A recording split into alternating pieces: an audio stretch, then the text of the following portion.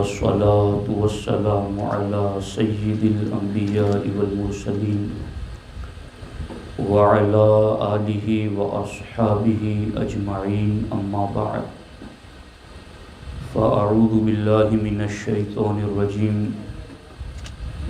بسم الله الرحمن الرحيم وَإِنَّا لَنَحْنُ نُحْيِي وَنُمِيتُ وَنَحْنُ الْوَارِثُونَ صدق الله العلي العظيم وصدق رسوله النبي الأمين المختار الكريم الرؤوف الرحيم. لائق صد احترام معزز و مکرم علماء کرام، حفاظ اعظام، حاضرین محفل، السلام علیکم ورحمۃ اللہ وبرکاتہ۔ آئیے ہم اور آپ مل کر انتہائی احترام و عقیدت کے ساتھ حضور سید المرسلین، خاتم الانبیاء، شفیع المذنبین، رحمت للعالمین، خاتم المعصومین، راحت العاشقین، صلی اللہ تعالی علیہ وآلہ واصحابہ وبارک وسلم کی بارگاہ میں اپنی غلامی کا ثبوت دیں، اور جس طریقے سے میں پڑھا ہوں میرے ساتھ مل کر نذرانہ محبت با ادب پیش کرنے کی سعادتیں حاصل کریں۔ الصلاۃ والسلام علیک یا رسول اللہ، الصلاۃ والسلام علیک یا حبیب اللہ، الصلاۃ والسلام علیک یا نبی اللہ، وعلی آلک واصحابک یا نور اللہ، صلی اللہ تعالی علیہ وسلم۔ اندھیرا گھر، اکیلی جان، دم گھٹتا دل اکتا تھا، خدا کو یاد کر پیارے وہ ساعت آنے والی ہے۔ دوستان محترم، میں اور آپ حاجی عثمان صاحب، حاجی رفیق اور حاجی محی الدین صاحب، ان کی والدہ مرحومہ ایمن کی ایصال ثواب کی محفل میں شریک ہیں۔ اللہ جل مجدہ الکریم کی بارگاہ میں دعا ہے اللہ تعالیٰ مرحومہ کو غریق رحمت فرمائے اور اللہ ان کے درجات بلند فرمائے۔ دوستان محترم، توجہ کے ساتھ گفتگو کو سنیں گے تو قرآن و سنت کے بہت اہم ترین معلومات آپ کے سامنے رکھنا چاہتا ہوں۔ ابھی میں ختم شریف میں 14واں پارہ پڑھ رہا تھا، تو حقیقت تو یہ چاہتی ہیں کہ قرآن کی ہر آیت لاجواب اور بے مثال ہے۔ ہر آیت میں ہمارے لیے ایک پیغام ہے۔ 14ویں پارے ہی سے میں نے چند آیتیں منتخب کی ہیں آپ کے سامنے، جو پڑھی وہ بھی سورۃ النحل سے ہیں، اور دوسری چند آیتیں۔ ہمارا مسلمانوں کا بنیادی عقیدہ یہ ہے کہ جلانے اور مارنے والی ذات اللہ تعالیٰ کی ہیں۔ اللہ تعالیٰ نے اس کو بہت تاکید کے ساتھ اور زور دے کر قرآن میں ذکر فرمایا۔ یہ جو آیت میں نے پڑھی، اِنَّا لَنَحْنُ نُحْيِي، تو ایک جو اِنَّا ہے وہ بھی تاکید کے لیے ہے، کلام اور بات میں زور پیدا کرنے کے لیے، اور اِنَّا کے بعد پھر نحنو، نحنو یہ بھی جمع کا صیغہ کلام میں زور اور تاکید پیدا کر رہا ہے، اور نحنو سے پہلے پھر لام تاکید، انا لنحن، ہم بالضرور بالیقین ہمیں نحیی جلاتے ہیں، ونمیت اور بالیقین بالضرور بلا شک شبہ ہمیں موت دیتے ہیں۔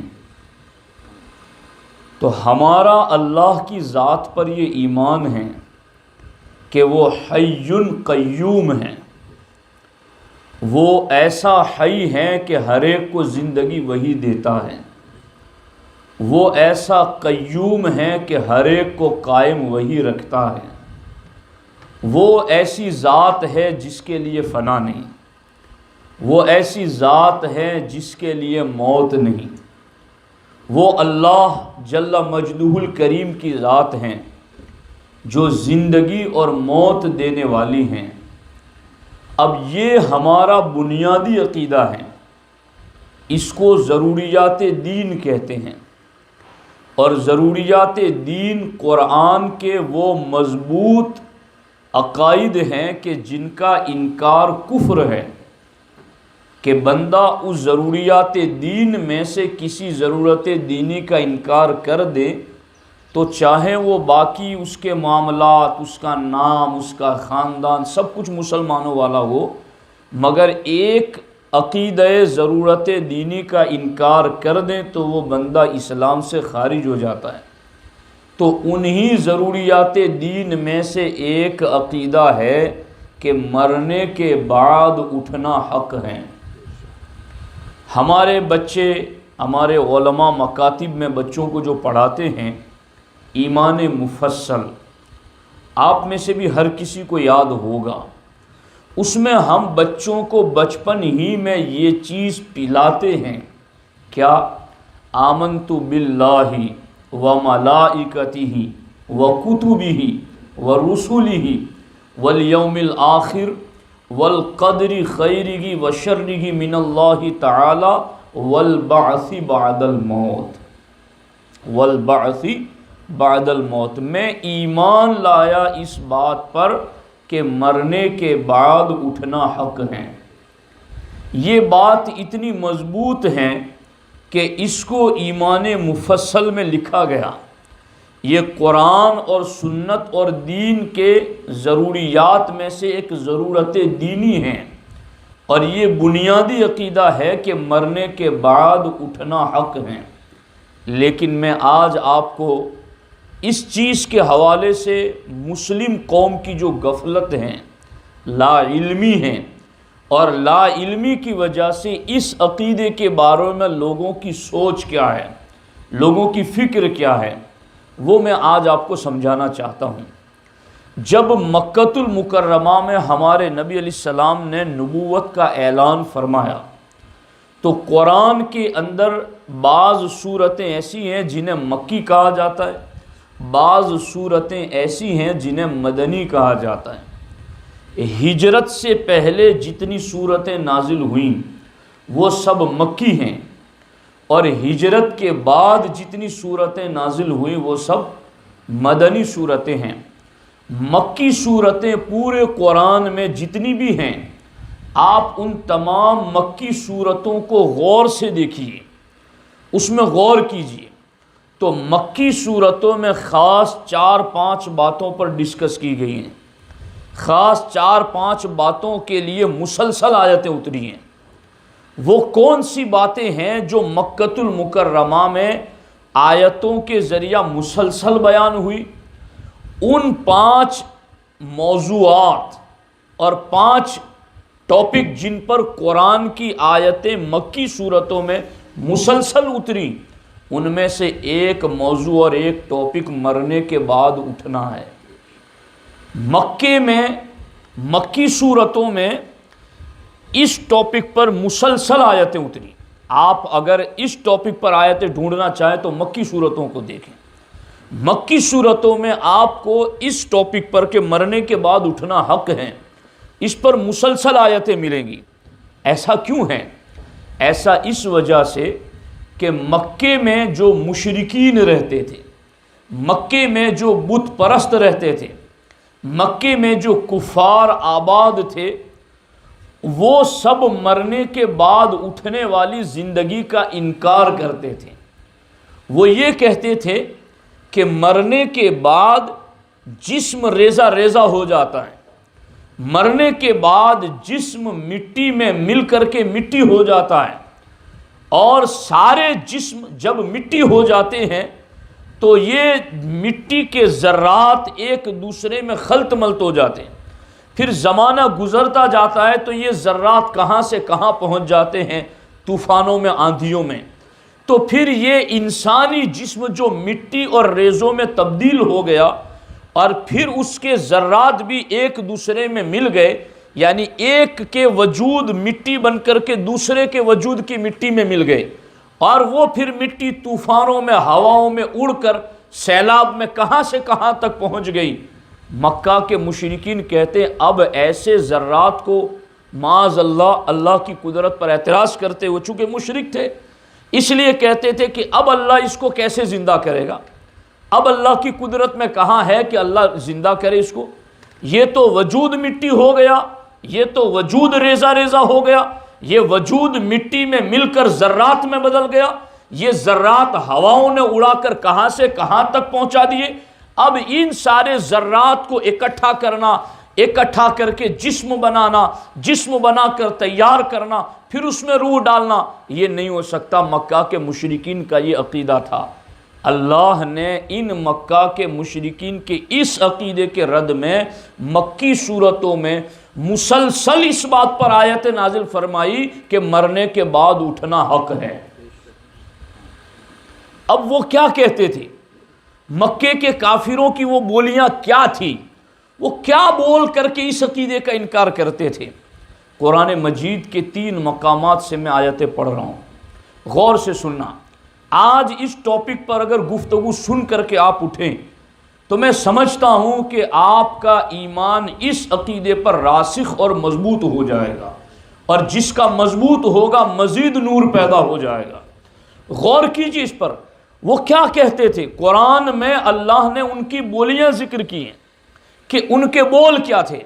قالو، وہ یہ کہتے تھے وما ہی الا حیاتنا الدنیا نموت و نحیا، یعنی میں لمبی گفتگو کیے بغیر صرف اتنی بات بہت معذرت کے ساتھ عرض کرنا چاہتا ہوں کہ مکے کے کفار کی 1450 سال پہلے مرنے کے بعد اٹھنے کے حوالے سے جو اعتراضات تھے اور جو نہ ماننے والی باتیں تھیں، افسوس کہ آج مسلمانوں کی زبانوں پر وہ باتیں ہیں۔ یعنی مسلمان آج یہ بات بولتے ہیں کہ کونے جویو مروا پچی سو تھا مجھے، یہ بول کفر ہیں، چاہے پھر اس کا نام اسلام والا ہی کیوں نہ ہو، چاہے وہ پھر مسلم باپ کی اولاد ہی کیوں نہ ہو، چاہے وہ پھر مسجد میں سجدے ہی کیوں نہ کرتا ہو، لیکن اگر وہ یہ کہتا ہے کہ مرنے کے بعد کچھ نہیں ہونا، کونے جویو مروا پچی سو تھا ہونا چاہیے، لائف چھے انجوائے کری لو، مولوی لوگوں تو ڈراوے چھے، یہ مولوی نہیں ڈراتا، اللہ نے اپنے حبیب کی شان قرآن میں نذیر ہونا بیان کی ہے۔ نذیر ڈر سنانے والے ہمارے نبی ہیں، علماء تو اپنے نبی کے نائب ہو کر ان کا پیغام آپ تک پہنچا رہے ہیں۔ اصل نذیر حضور کی ذات ہے، مبشر بھی وہ ہیں، نذیر بھی وہ ہیں۔ اس لیے آج ان باتوں پر کان دھرو اور غور کرو ان باتوں پر کہ کہیں ایسا تو نہیں کہ ہمارے ذہن و دماغ میں بھی وہ باتیں ہیں جو مشرکین مکہ کے ذہن و دماغ میں تھی۔ انہوں نے کیا کہا تھا؟ انہوں نے یہ کہا تھا وما ہی الا حیاتنا الدنیا، کہ ہمارے لیے تو بس یہی دنیا کی زندگی، ہمارے لیے تو وما ہی الا حیاتنا الدنیا، ہمارے لیے تو یہی دنیا کی زندگی ہے، نموت و نحیا، بس مر رہے ہیں، جی رہے ہیں، اس کے علاوہ یہی زندگی ہے، باقی کچھ نہیں ہے۔ آج کئی جہالت کے اندھوروں میں بھٹکنے والے مسلمان بھی لا علمی کی وجہ سے یہ باتیں بول رہے ہیں کہ وما ہی الا حیاتنا الدنیا، کہ بس آ دنیا نی زندگی چھے، پچھی ہوں تھیوں کونے جو کونے کی دوں۔ تو یہ لفظ غور کرو، ان لفظوں پر غور کر کے قرآن کی آیتوں کو دیکھو، وما ہی الا حیاتنا الدنیا، بس یہ دنیا کی زندگی ہے، دنیاوی لائف ہے، گزار لو۔ یہی بات وہ بولتے تھے عقیدہ آخرت کا انکار کرنے کے لیے، مرنے کے بعد کی اٹھنے والی زندگی کا انکار کرنے کے لیے۔ اور دوسری جگہ انہوں نے کہا سورہ یاسین شریف میں من یحیی العظام وہی رمیم، کہ ان ہڈیوں کو کون اٹھائے گا جبکہ وہ ہڈیاں بوسیدہ ہو گئی، بوسیدہ ہو کر بکھر گئی، ان ہڈیوں کو کون جلائے گا پھر سے؟ یہ بول کر کے وہ مرنے کے بعد والی زندگی کا انکار کرتے تھے۔ آج بھی یہ لفظ آپ سنیں گے لوگوں کی زبانوں پر۔ اور تیسرا ان کا جو بول تھا وہ یہ تھا، وہ یہ کہتے تھے وَقَالُوا أَإِذَا كُنَّا عِظَامًا وَرُفَاتًا أَإِنَّا لَمَبْعُوثُونَ خَلْقًا جَدِيدًا، وہ یہ کہتے تھے کہ أَإِذَا كُنَّا رُفَاتًا وَعِظَامًا، جب ہم ریزہ ریزہ ہو جائیں گے اور ہم ہڈیاں ہی ہڈیاں ہو جائیں گے، أَإِنَّا لَمَبْعُوثُونَ خَلْقًا جَدِيدًا، تو کیا ہمیں کوئی نئی مخلوق بنا کر اٹھایا جائے گا؟ اس طرح کے لفظ بول کر کے وہ مرنے کے بعد والی حیات اور زندگی اور مرنے کے بعد اٹھنے کا انکار کیا کرتے تھے۔ لیکن اللہ جل مجدہ الکریم نے ان کے جوابات دیے ہیں، اور جوابات ایسے ہیں کہ انشاءاللہ سننے والا بندہ مطمئن ہوتا ہے، اللہ کی قدرت پر وہ مطمئن ہوتا ہے۔ اللہ رب العزت نے ایک جواب دیتے ہوئے سورہ یاسین شریف میں فرمایا قُلْ یحییہا الذی انشأہا اول مرہ، محبوب یہ کہہ رہے ہیں کہ من یحیی العظام وہی رمیم، کہ ان بوسیدہ ہڈیوں کو کون اٹھائے گا؟ قل، محبوب آپ فرما دیں یحییہا الذی انشأہا اول مرہ، ان ہڈیوں کو 2 مرتبہ وہی جلائے گا جس نے پہلی مرتبہ جلایا ہے۔ الیس ذالک بقادر علی ان یحیی الموتى، کیا وہ اللہ اس بات پر قادر نہیں ہے کہ مردوں کو جلائے؟ الیس ذالک بقادر، کیا وہ قادر نہیں ہے ان یحیی الموتى، مردوں کو جلانے پر؟ بلا یقین، بلا شبہ، بالیقین وہ اس بات پر قادر ہے، قیوم ہے، وہ قدرت رکھنے والا ہے۔ اور دوسری جگہ جن عرب کے مشرکین کو یہ لگتا تھا کہ یہ کروڑوں اربوں انسان اور ان کے پھر ذرات پھر ایک دوسرے سے مل گئے، ہوا نے کہاں کہاں پہنچا دیے، ایک دوسری جگہ منتقل ہو گئے، ان سب کو کیسے جمع اللہ کرے گا؟ اللہ تعالیٰ نے کیا فرمایا معلوم ہے؟ غور کرنا، رب ذوالجلال ارشاد فرماتا ہے ما خلقکم ولا بعثکم الا کنفس واحدہ، ما خلقکم ولا بعثکم الا کنفس واحدہ۔ اللہ تعالیٰ فرماتا ہے تم یہ کہتے ہو کہ میں کیسے اٹھاؤں گا؟ اللہ رب العزت ارشاد فرماتا ہے سارے انسانوں کو پیدا کرنا، وبعثکم، اور ساروں کو قبروں سے اٹھانا، الا کنفس واحدہ، اللہ کے لیے ایسا ہی ہے جیسا ایک جان کو پیدا کرنا اور ایک جان کو قبر سے اٹھا دینا۔ تم اللہ کے لیے مشکل سمجھ رہے ہو؟ اللہ کے لیے سب کو کھڑا کر دینا، سب کو پیدا کر دینا، ایک جان کو قبر سے کھڑا کرنے اور ایک جان کو پیدا کرنے کے برابر ہے۔ اس کے لیے کوئی چیز مشکل نہیں ہے، وہ قادر و قیوم ہیں، وہ اس بات پر قدرت رکھنے والا ہے۔ اب اللہ رب العزت نے اس سلسلے میں مزید جوابات بھی عطا فرمائیں کہ اللہ کی یہ شان ہے۔ بلکہ میں آپ کو قرآن مجید میں ایک اور طرف بھی لذت والی بات سناؤں جس سے آپ کے ذوق میں مزید حلاوت پیدا ہو۔ حضرت آصف بن برخیہ کا واقعہ آپ نے 12 سنا ہوگا سورۃ النمل میں۔ حضرت سلیمان علیہ السلام کے دربار میں آنے کے لیے بلقیس اپنے ملک سے نکلی، ہدہد نے آ کر بتایا کہ بلقیس آ رہی ہیں۔ حضرت سلیمان علیہ السلام نے دربار لگوایا اور دربار لگا کر کہا کہ ایکم یاتینی بعرشہا، تم میں سے کون ہیں جو بلقیس کے یہاں آنے سے پہلے اس کا تخت اچک کر یہاں لے آئے؟ قال عفریت من الجن انا آتیک بہ قبل ان تقوم من مقامک، تو ایک جن کھڑا ہوا اور جن نے کہا کہ حضرت مجھے اجازت دیں، آپ کی مجلس صبح سے لے کر دوپہر تک چلتی ہے، مجلس ختم ہونے سے پہلے میں لے آؤں گا، 1 مہینہ جانے کا راستہ 1 مہینہ آنے کا، آدھے دن میں لے آؤں گا۔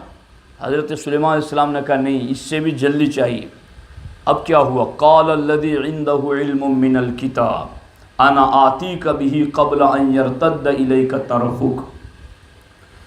حضرت آصف بن برخیہ حضرت سلیمان علیہ السلام کی امت کے ولی اور ان کے صحابی، انہوں نے کہا حضور مجھے اجازت دو، میں لے آتا ہوں۔ کہا کتنی دیر میں لاؤ گے؟ کہا تمہارے پلک جھپکنے سے پہلے لے آؤں گا۔ اب ایک تو ہے نا علماء کی توجہ کہ پلک جھپکنے میں لے آؤں گا، تو پلک جھپکنے میں نہیں، پلک جھپکنے سے پہلے۔ اب وہ کتنا ٹائم، پلک جھپکنے میں کتنی دیر؟ پلک جھپکنے سے پہلے لے آؤں گا۔ کہا تمہیں اجازت ہے۔ آپ نے جیسے ہی کہا تمہیں اجازت ہے، انہوں نے فوراً تخت بلقیس کو یہاں حاضر کر دیا۔ حضرت سلیمان علیہ السلام کی امت کے ولی کے لیے اللہ تعالیٰ فرماتا ہے قبل ان یرتد الیک طرفک، پلک جھپکنے سے پہلے تخت بلقیس ہزاروں ٹنوں من کا، ہزاروں میل دوری پر ایک لمحے میں پلک جھپکنے میں اور لانے پر قادر ہیں۔ سلیمان نبی نہیں، ان کا امتی، تو پھر اللہ کی قدرت کے لیے کیا محال ہے؟ جب وہ نبی کا امتی اتنی طاقت رکھتا ہے کہ پلک جھپکنے میں اتنے دور سے تخت بلقیس لا سکتا ہے، تو پھر ہمارا رب اس بات پر بالیقین قادر ہیں کہ ہر انسان کو پلک جھپک میں قبر سے کھڑا کر سکتا ہے۔ وہ قادر و قیوم ہے۔ اور قرآن مجید میں اس سلسلے میں مزید آیتیں ہیں۔ اللہ رب العزت نے ارشاد فرمایا وما امرنا الا واحدۃ کلمح البصر۔ غور کرنا، آپ لوگوں کے ذمہ ہے، کچھ تھوڑا توجہ دینا، کچھ آپ کے بھی ذمہ ہے۔ وما امرنا الا واحدۃ، وما امرنا الا واحدۃ کلمح البصر، کلمح البصر۔ اللہ تعالیٰ فرماتا ہمارا کام تو بس اتنا ہے کہ پلک جھپکنے کی دیر ہوتی ہے، ہم کہہ دیتے ہیں کن تو آگے ہو جاتا ہے فیکون۔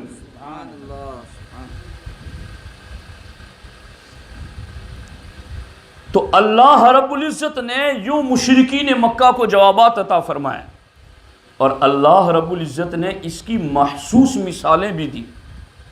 مشرکین مکہ کو سمجھانے کے لیے محسوس مثالیں دی۔ محسوس مثال کس کو کہتے ہیں؟ کہ جس کو آدمی دیکھ سکے، جس کو آدمی سن سکے، چکھ سکے، سونگھ سکے، یہ محسوسات ہیں۔ تو اللہ تعالیٰ نے مشرکین کے سامنے پہلے تو اپنی قدرت کا اظہار کرتے ہوئے کہا کہ میں قادر ہوں، میں اگر کچھ نہیں تھا تو بنایا ہے، تو کچھ ہے تو اس سے بنانا میرے لیے کوئی مشکل نہیں۔ لیکن پھر اللہ رب العزت نے ایک محسوس مثال دی، وَتَرَى الْأَرْضَ حَامِدَةً فَإِذَا أَنزَلْنَا عَلَيْهَا الْمَاءَ اهْتَزَّتْ وَرَبَتْ وَأَنبَتَتْ مِنْ كُلِّ زَوْجٍ بَهِيجٍ۔ قرآن کی ان آیتوں کا جلال دیکھو۔ فَإِذَا أَنزَلْنَا عَلَيْهَا الْمَاءَ اهْتَزَّتْ وَرَبَتْ وَأَنبَتَتْ مِنْ كُلِّ زَوْجٍ بَهِيجٍ۔ کیسی آیتیں، لذت محسوس ہوتی ہے ان آیتوں کو پڑھنے میں۔ اللہ تعالیٰ فرماتا وَتَرَى الْأَرْضَ حَامِدَةً، تم دیکھتے نہیں ہو کہ زمین کیسی ویران اجڑی ہوئی خاک اڑتی ہے اس کے اوپر۔ فَإِذَا أَنزَلْنَا عَلَيْهَا الْمَاءَ، لیکن جب اس اجڑی ہوئی زمین پر ہم پانی اتارتے اہتزت، تو وہ ساری زمین شاداب اور ہریالی والی ہو جاتی۔ وَأَنبَتَتْ مِنْ كُلِّ زَوْجٍ بَهِيجٍ، اور چاروں طرف سے سبزے اور پودے نکل پڑتے ہیں۔ اللہ رب العزت فرماتا ہے جو اجڑی ہوئی زمین ہے جہاں پودا نام کو نظر نہیں آتا، مگر میں بارش اتارتا ہوں تو اتنے پودے نکال دیتا ہوں جسے تم گن نہیں سکتے۔ تو جو رب اس اجڑی ہوئی زمین پر بارش اتار کر کے یوں زمین کو زندہ کرتا ہے، وہ رب یوں ہی قیامت کے دن تمہیں قبروں سے زندہ کرے گا۔ یہ قرآن مجید کی مثالیں ہیں۔ اور اب اس پر میں دو اور مثالیں، محسوس مثالیں، وہ بھی عرض کرتا ہوں۔ غور سے سننا ان باتوں کو کہ مرنے کے بعد اٹھنا حق ہیں۔ زعم الذین کفروا ان لن یبعثوا، کافروں نے یہ گمان کیا کہ مرنے کے بعد اٹھنا نہیں ہے۔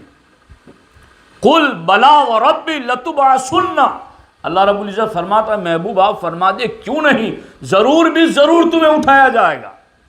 اور جب ان کافروں کو اٹھایا جائے گا نا قبروں سے، سورہ یاسین شریف میں جہاں وقفے لازم ہیں وہ آپ پڑھتے، یا ویلنا من بعثنا من مرقدنا۔ اب یہاں اسٹاپ کرو، کیوں حضرت؟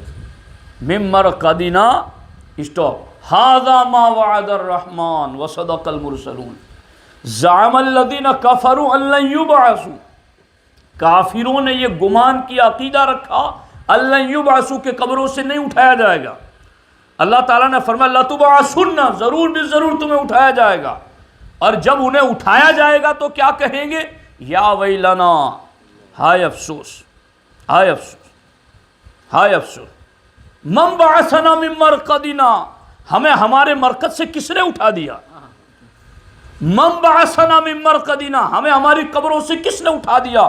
اس وقت ان مرنے کے بعد اٹھنے کا انکار کرنے والوں سے رب اس وقت فرمائے گا ھذا ما وعد الرحمن، یہ تھا جس کا رحمان نے تم سے وعدہ کیا تھا، وصدق المرسلون، اور یہ تھی وہ بات جس کے بارے میں میرے رسول تمہیں سچی خبر دے رہے تھے مگر تم نہیں مان رہے تھے۔ آج ہم نے تمہیں اٹھا کر کے دکھا دیا کہ دیکھو ہم اٹھانے پر کس طرح قادر ہیں۔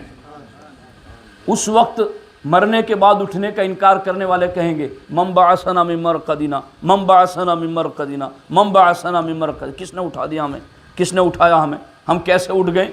اس وقت کہا جائے گا ھذا ما وعد الرحمن، ھذا ما وعد الرحمن، ھذا ما وعد الرحمن، یہ ہے جس کا رحمان نے تم سے وعدہ کیا تھا کہ یہ ہونا ہے، وصدق المرسلون، اور میرا ہر رسول تمہیں سچی خبر دے رہا تھا، مگر زعم الذین کفروا ان لن یبعثوا، کافر یہ عقیدہ رکھتے ہیں کہ مرنے کے بعد اٹھنا نہیں۔ اس آیت سے بھی پتا چلا کہ جو انکار کرے گا وہ کافر ہے، چونکہ زعم الذین کفروا، کافروں نے عقیدہ رکھا کہ مرنے کے بعد اٹھنا نہیں۔ اب آج اگر کوئی اس کا انکار کرے گا تو وہ بھی زعم الذین کفروا اس میں شامل ہو جائے گا۔ اس لیے یاد رکھو یہ مرنے کے بعد اٹھنے والا عقیدہ بہت بنیادی عقیدہ ہے، اور اصل میں یہ عقیدہ بنیادی کیوں نہ ہو؟ اللہ رب العزت نے قرآن مجید میں فرمایا ہے کہ ہم اٹھائیں گے ثم لتنبؤن بما عملتم وذلک علی اللہ یسیر۔ اللہ تعالیٰ فرماتا ہے پھر ہم جب انہیں اٹھائیں گے قیامت کے دن تو یوں نہیں کہ اٹھا کر مٹی کر دیں گے، کہ اٹھا کر چلو ختم ہو جاؤ۔ اٹھا کر کرنا کیا ہے؟ یہی مسلمانوں کا وہ عقیدہ ہے جو اگر آج پوری دنیا اپنا لے تو دنیا سے ہر قسم کے ظلم کا خاتمہ ہو جائے۔ یہ اور لوگوں کا دین اور مذہب ہے کہ مرنے کے بعد 7 مرتبہ جیون ہے، کوئی چھچھندر میں تو کوئی بکری بن کر کے اٹھے گا۔ یہ مسلمانوں کا عقیدہ ہے کہ مرنے کے بعد قیامت کے دن اٹھنا ہے اور اٹھ کر کے اپنی زندگی کا جواب دینا ہے۔ جس کو جواب دینے والا عقیدہ پلایا جائے اور جس کے ذہن و دماغ میں یہ بات موجود ہو کہ مجھے اٹھ کر کے جواب دینا ہے، وہ بندہ ہر قسم کے غلط قدم اٹھانے سے بچے گا، چونکہ اس کو پتا ہوگا کہ میں نے جواب دینا ہے۔ اور جواب لینے والا رب العالمین ہے، وہ دنیا کے حاکم اور پولیس ہوتے ہیں جو تمہیں کبھی دیکھتے ہیں کبھی نہیں دیکھتے۔ یعلم سرکم وجہرکم، رب وہ ہے جو کھلا بھی جانتا ہے چھپا بھی جانتا ہے، میدان کا بھی جانتا ہے مکان کا بھی جانتا ہے، ہر قسم کی بات اس کے نزدیک ظاہر اور عیاں ہے، وہ حساب لینے والا ہے۔ مسلمانوں تمہیں یہ عقیدہ دیا گیا ہے کہ وہ رب مالک یوم الدین ہے۔ تم ہر نماز میں امام کے پیچھے سنتے ہو، تم ہر نماز میں خود پڑھتے ہو مالک یوم الدین، کہ قیامت کے دن کا وہ مالک ہے۔ یہ عقیدہ تمہیں اتنی بار بار ریپیٹ کر کے قرآن میں کیوں سکھایا جاتا ہے؟ اس لیے کہ وہ مومن اس بات پر یقین رکھے۔ وہ اور لوگ ہیں جن کا عقیدہ خراب ہے، ہمارا عقیدہ ہے مرنے کے بعد اٹھ کر کے اپنی زندگی کا جواب دینا ہے۔ وہ عمل میں کیسے کروں جس سے کل قیامت کے دن اٹھ کر مجھے عذاب دیا جائے؟ تو اللہ تعالیٰ نے فرمایا لَتُنَبَّئُنَّ بِمَا عَمِلْتُمْ، کہ تمہیں اٹھایا جائے گا، پھر تمہاری بِمَا عَمِلْتُمْ، بِمَا عَمِلْتُمْ، بِمَا عَمِلْتُمْ، جو کچھ تم نے عمل کیے ہوں گے اللہ تعالیٰ سب کچھ تمہارے سامنے ظاہر کر دے گا۔ وَذَلِكَ عَلَى اللَّهِ يَسِيرٌ، اور اللہ کے لیے یہ آسان ہے، اللہ کے لیے کوئی مشکل نہیں، وہ قادر و قیوم ہے۔ تو یہ عقیدہ اگر مضبوط ہو، بندہ کھیت میں اگرچہ دوسرا بغل والے کھیت کا مالک اس کو نہیں دیکھ رہا ہے مگر اس کا نقصان نہیں کرے گا، کیوں؟ اٹھ کر قیامت کے دن میری پکڑ ہوگی۔ پڑوسی اس کا نہیں دیکھ رہا ہے مگر اس کا نقصان نہیں کرے گا، کیونکہ اس کا عقیدہ ہے کہ قیامت کے دن پکڑ ہوگی۔ اپنے مومن بھائی کی برائی نہیں کرے گا، کیونکہ اس کو پتا ہے کہ جس کی برائی کر رہا ہوں وہ تو نہیں دیکھ رہا ہے مگر رب تو دیکھ رہا ہے، جواب اس کی بارگاہ میں دینا ہے۔ تو میں آپ کو یہی بات سمجھانا چاہتا ہوں کہ ہمارا بنیادی عقیدہ ہے، ضروریات دین میں سے ہے کہ مرنے کے بعد اٹھنا حق ہے۔ اس عقیدے کا ایک فائدہ یہ ہے کہ یہ عقیدہ بندے کا جتنا مضبوط ہوگا اتنا ہی اس کا عمل نکھر کر کے سامنے آ جائے گا۔ اب دیکھو یہاں پر محسوس مثالیں میں دو انبیاء کرام کی زندگی سے آپ کے سامنے رکھتا ہوں۔ تیسرے پارے میں اللہ رب العزت نے حضرت ابراہیم علیہ السلام اور حضرت عزیر علیہ السلام ان دونوں کی بات ذکر کی ہے۔ بس یہ دو باتیں عرض کر کے پھر گفتگو کو ختم کرتے ہیں، سننا دھیان سے۔ حضرت ابراہیم علیہ السلام نے اللہ کی بارگاہ میں یہ عرض کیا، رب ارینی کیف تحیی الموتى، اے اللہ تو مجھے دکھا کہ تو مردے کیسے جلاتا ہے دھیان آپ لوگوں کا؟ ابراہیم علیہ السلام نے اللہ سے کیا کہا؟ رب ارینی کیف تحیی الموتى، اے اللہ تو مجھے دکھا کہ تو مردے کیسے جلاتا ہے۔ اللہ تعالیٰ نے فرمایا اولم تؤمن، ابراہیم کیا تمہیں یقین نہیں ہے کہ میں مردے جلاتا ہوں؟ ابراہیم علیہ السلام نے کہا بلا، کیوں نہیں، یقین ہے تیرے فیصلوں پر۔